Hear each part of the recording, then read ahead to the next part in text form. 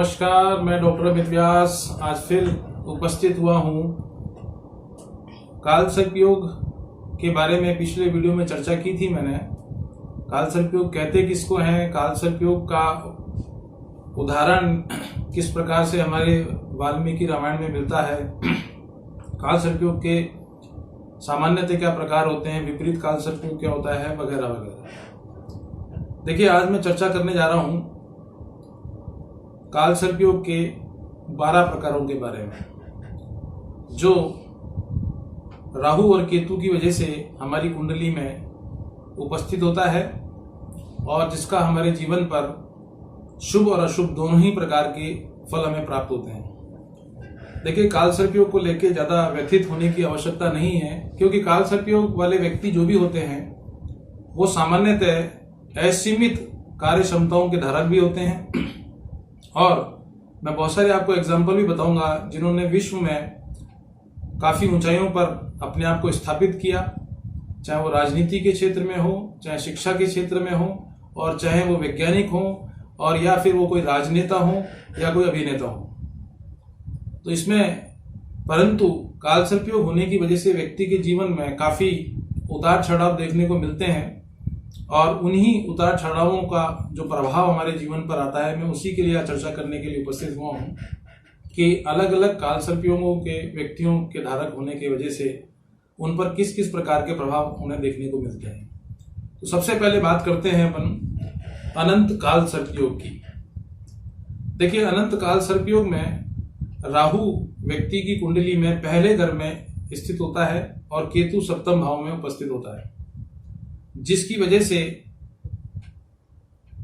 बाकी के जो अन्य 7 ग्रह हैं वो राहु केतु के मध्य में आ जाते हैं। अर्थात राहु और केतु जिस स्थान पर बैठे हैं, या तो वो उसके सीधे हाथ वाले हिस्से में होंगे या उसके उल्टे हाथ वाले हिस्से में होंगे,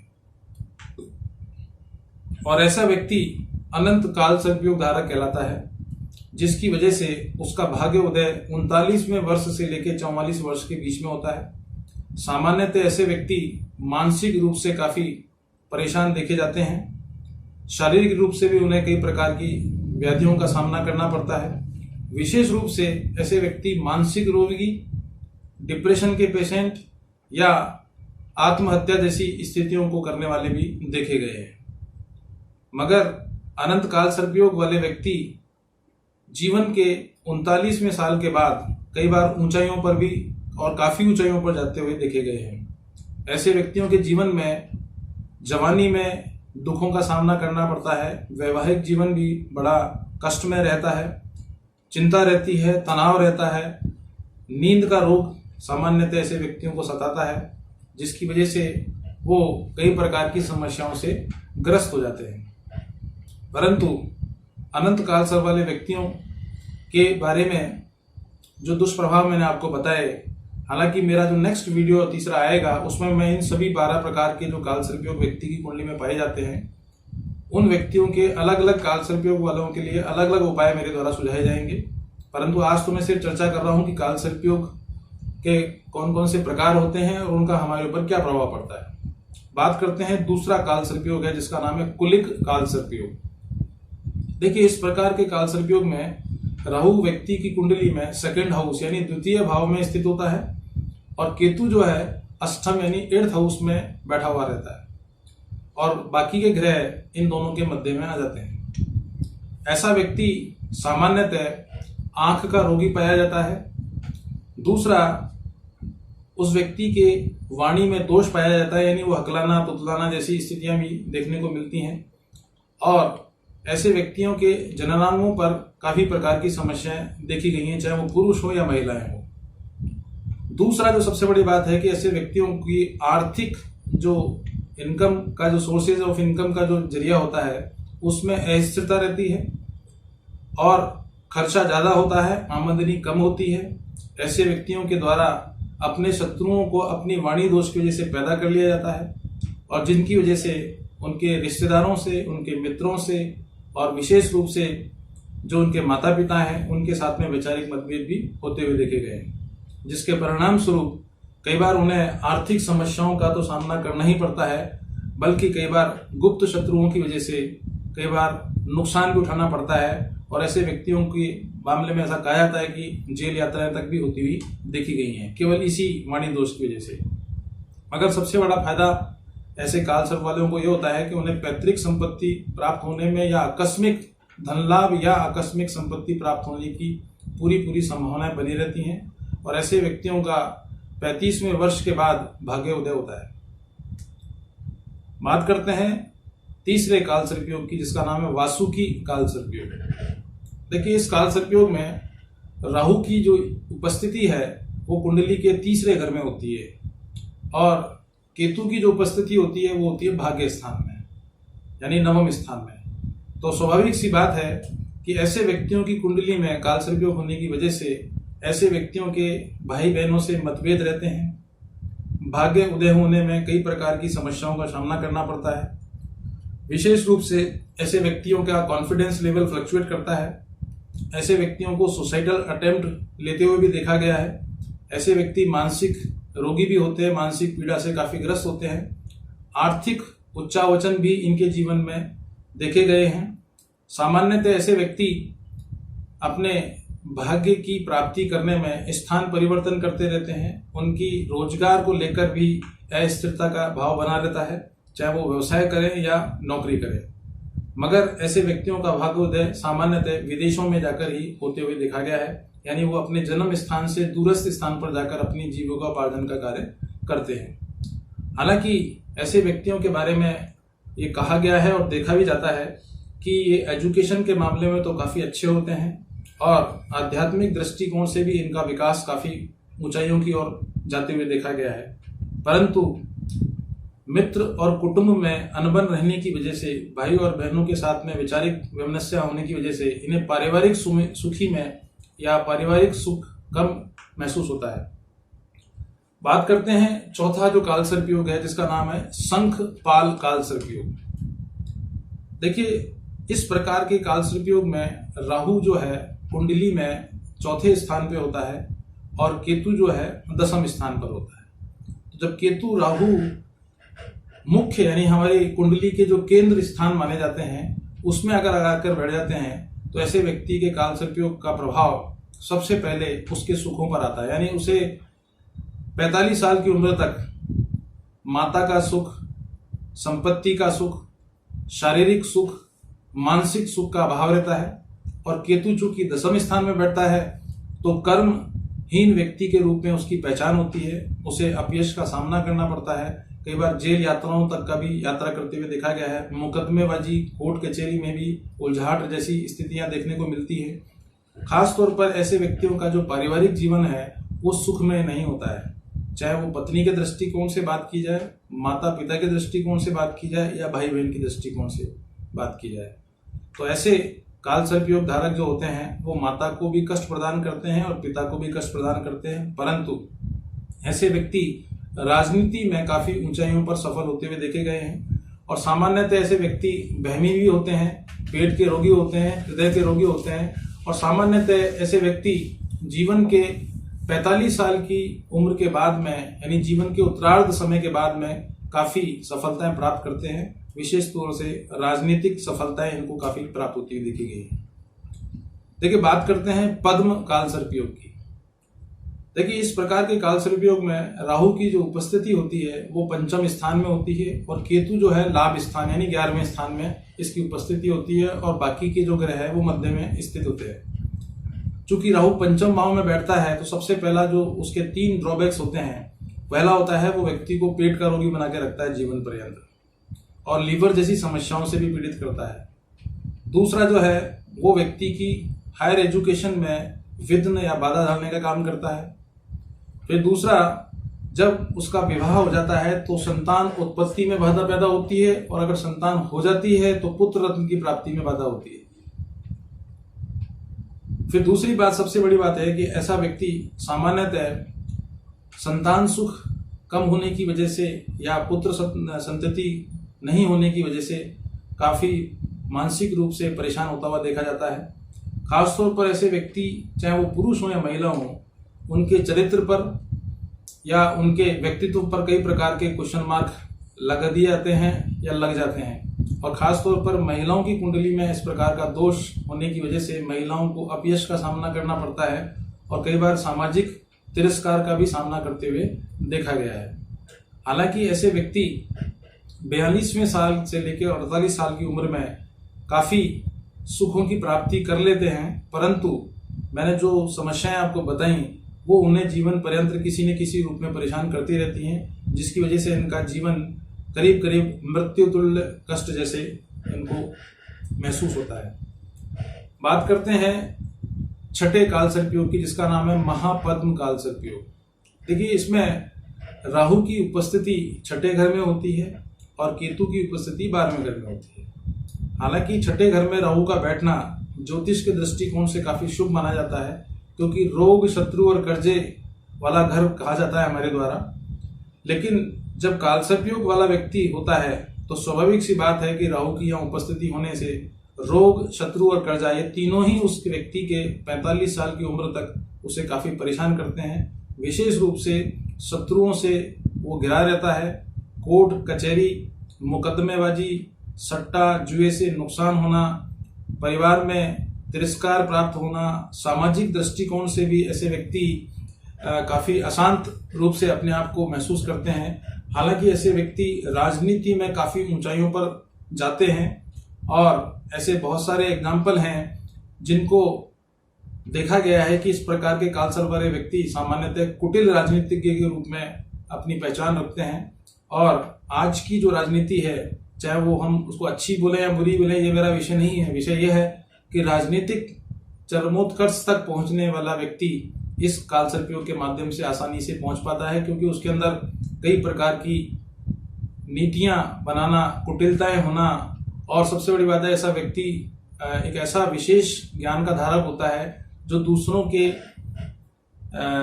बारे में नेगेटिव सोचकर उसके बारे में इस प्रकार की युतियां बनाता है जिससे कि दूसरे व्यक्ति को आसानी से नुकसान कर सके। परंतु इस घटनाओं को अंजाम देने के चक्कर में वो अपने कई व्यक्तियों को शत्रु बना लेता है, जिसका परिणाम उसे कई बार भुगतना पड़ता है, कोर्ट कचहरी के रूप में, मुकदमेबाजी के रूप में। और कई बार ऐसे व्यक्तियों के साथ में दुर्घटनाएं भी होती हुई देखी गई हैं या हत्या जैसी स्थितियां भी इनके साथ होती हुई देखी गई हैं। देखिए, बात करते हैं 7वां ग्रह जो काल सर्प योग है वो है तक्षक काल सर्प योग। तक्षक काल सर्प योग जो होता है उसमें राहु 7वें स्थान में होता है और केतु लगन के अंदर आ जाता है। इसकी वजह से स्वाभाविक सी बात है कि जब केतु लगन में होगा और राहु 7वें भाव में होगा तो व्यक्ति मानसिक रूप से तो बड़ा अजीबोगरीब किस्म का होता है। उसका मन अशांत रहता है, डरपोक प्रवृत्ति का होता है, शंकालु प्रवृत्ति का होता है और ऐसे व्यक्ति का वैवाहिक जीवन सामान्यतः बहुत कष्ट भरा होता है और बहुत परेशानियों वाला होता है। हालांकि ऐसे व्यक्ति का भाग्य उदय दूसरी संतान होने के बाद, यानी ऐसे व्यक्ति की जिसकी कुंडली में ये काल सर्प योग है, अगर उसकी दूसरी संतान होती है तभी उस व्यक्ति का भाग्य उदय होता हुआ देखा गया है। हालांकि ऐसे व्यक्ति स्पेकुलेटिव इनकम यानी लॉटरी, सट्टा, जुआ, शराब या अन्य प्रकार के जो कमीशन या दलाली वाले काम हैं उसमें काफी सफलता प्राप्त करते हैं।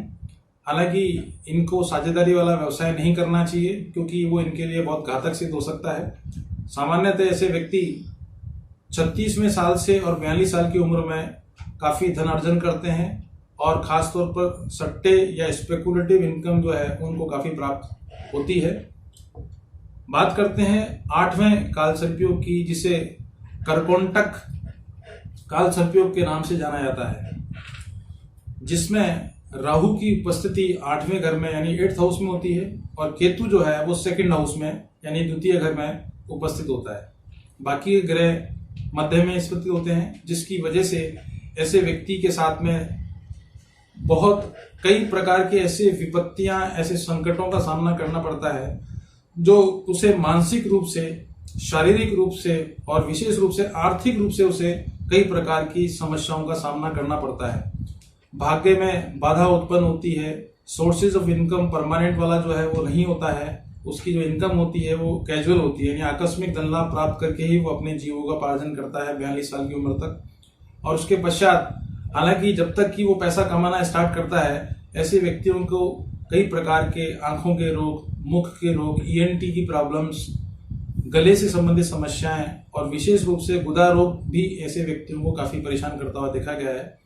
और ऐसे व्यक्तियों को नजर लगना, टोने टोटके होना, या ऐसे व्यक्ति नेगेटिव एनर्जी के संपर्क में बहुत जल्दी आते हैं, जिसकी वजह से इनके साथ में धोखा होने की संभावना, सोसाइटल अटेम्प्ट लेने जैसी स्थितियां भी होती हुई देखी गई हैं। और एक बात मैं आपको बता दूं, ज्यादातर इस प्रकार के जो कालसर्प योग धारक होते हैं सामान्यतः दिवालिया होते हुए भी देखे गए हैं। और जहां तक सवाल है हमारे ऐतिहासिक पात्र के रूप में, तो स्मिता पाटिल जो कि अभिनेत्री रही हैं, उनकी कुंडली में भी इस प्रकार का योग था। दूसरा, झांसी की जो रानी है लक्ष्मीबाई, उनकी कुंडली में भी इस प्रकार का योग मौजूद था। तो यानी दोनों जो कैरेक्टर मैंने आपको बताए, एक वो व्यक्ति है जो अभिनय के क्षेत्र में काफी ऊंचाइयों पर रहा, लेकिन उसकी मौत जो है रहस्यमय रही। ठीक उसी प्रकार रानी लक्ष्मीबाई ने हमारे इतिहास के पन्नों को काफी ऊंचाइयों तक पहुंचाया और हमारे देश को स्वर्ण अक्षरों में प्रस्तुत किया, परंतु उनकी मृत्यु कहीं न कहीं विवाद का विषय बनी रही है, जैसा कि इतिहासकार कहते हैं। तो ये सब बातें कहीं न कहीं इस बात को इंगित करती हैं कि इस प्रकार का कालसर्प योग जो है वो व्यक्तियों को ऊंचाइयों के साथ साथ में उनकी जो मृत्यु होती है वो कहीं न कहीं रहस्यमय बनकर रह जाती है। बात करते हैं शंख चूड़ कालसर्प योग की।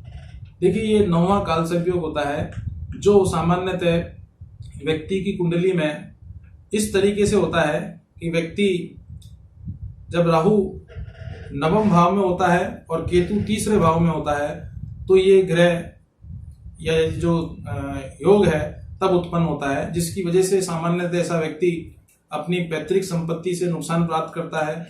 बिजनेस में अगर वो होता है तो पार्टनरशिप उसे रास नहीं आती है, उसमें भी उसे कहीं आर्थिक प्रकार की समस्याओं का सामना करना पड़ता है, अनायास धनहानि होती है, चोर डकैती जैसी समस्याएं भी इस व्यक्ति के साथ बनी रहती है।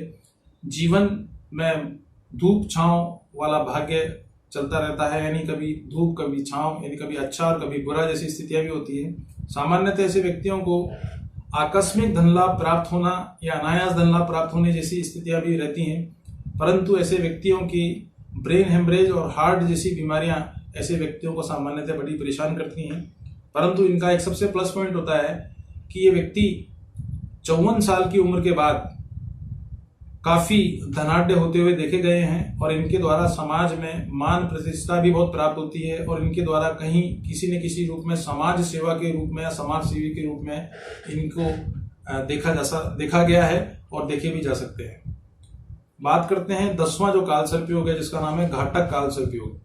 देखिए, इसमें राहु 10वें स्थान में होता है और केतु जो है वो 4थे भाव में होता है।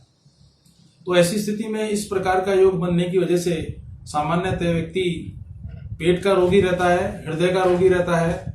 ऐसे व्यक्ति की जो जीविका होती है या जो उसके धनागमन का जो व्यवस्था होती है, उससे कई बार अपने धनागमन के लिए भटकना भी पड़ता है, दूसरों पर डिपेंडेंट रहना पड़ता है, संतान सुख या संतान की तरफ से ऐसे परेशानियां भुगतनी पड़ती हैं। और विशेष रूप से ऐसे व्यक्ति को माता का, पिता का, दादा दादी, नाना नानी, ये वो व्यक्तित्व है जिनका सुख ऐसे कालसर्प वालों को प्राप्त नहीं हो पाता है, चाहे वो पुरुष हो या महिला हो। अर्थात ऐसे व्यक्तियों को बहुत कम उम्र में ही इनसे विमुख होना पड़ता है या इनका सुख इन्हें कम प्राप्त होता है। और ऐसे व्यक्तियों के फेफड़ों की बीमारी, छाती की बीमारी और घुटने जैसी बीमारियां काफी परेशान करती हैं। हालांकि इन्हें लगभग 48 साल के बाद ही आगे तक दीर्घ काल तक के लिए सुख प्राप्त होता है, लेकिन तब तक ये कई प्रकार की समस्याओं से पीड़ित रहते हैं। 11वां जो कालसर्प योग है, जिसका नाम है विषधर कालसर्प योग।